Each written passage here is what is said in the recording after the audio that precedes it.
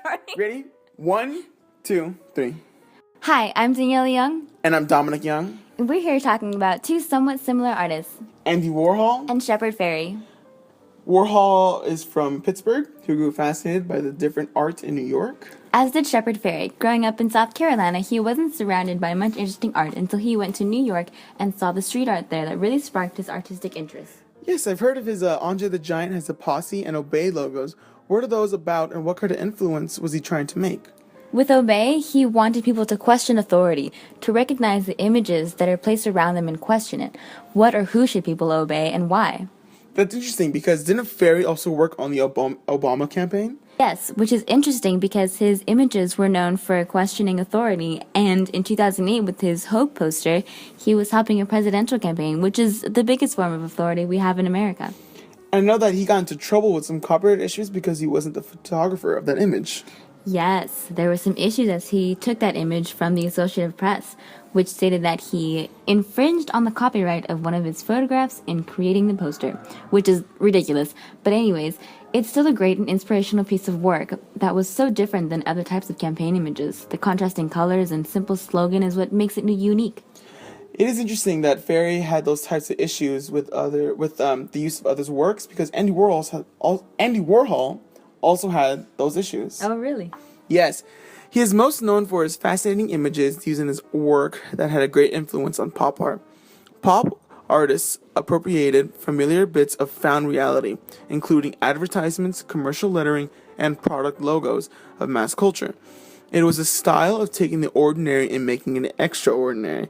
And the soup cans, he takes a can of soup and made it art. It is something that was very meaningful to his childhood, and it was his favorite food growing up. So he wanted to share that joy with his viewers. Almost like Duchamp and the way he took a urinal, placed it on its side, and signed his name, called it art. Yeah, very much like that, despite not being disgusting. He gave his new meaning to what people saw all the time by transforming it, which allowed people to expand their previous perceptions to take on a new perspective, not just for soup cans, but also for things that surrounded them in their daily lives. That's a major difference in Shepard Fairey and Andy Warhol's work. Warhol was about pop art and what pleased society. Fairey was against that. He started out with street art and graffiti, while Warhol was highly involved in what was popular with the mass culture, and he worked in commercial illustration. Though they have similar ideas as in what is art, their techniques are what makes them different. In Shepard Fairey's book, E Pluribus Venom, Sarah J. William writes, the most under-recognized but formidable aspect of Fairey's art, its elusive, energetic presence. Try imagining Andy Warhol under his white wig in an inner-city dark alley at night without experiencing some apprehension. While the mystery of Fairey's pieces adds to its appeal, Warhol's purpose in his works was to make a public and permanent statement on the influence that art can have. Since both artists are using items in their art that are not originally owned, doesn't it make their work any less creative? Is it still art? I definitely believe that it still is, since they are both trying to create something to give people new ideas. To change what they see from normal to something meaningful. And isn't that the point of art? To change a person's perspective and give them a new idea of something they can find meaning in. That's clearly what both artists are doing in their works. Both pieces, the Obama Hope poster and the Campbell soup cans, are manipulations of pre-existing images which examine the question, what is art?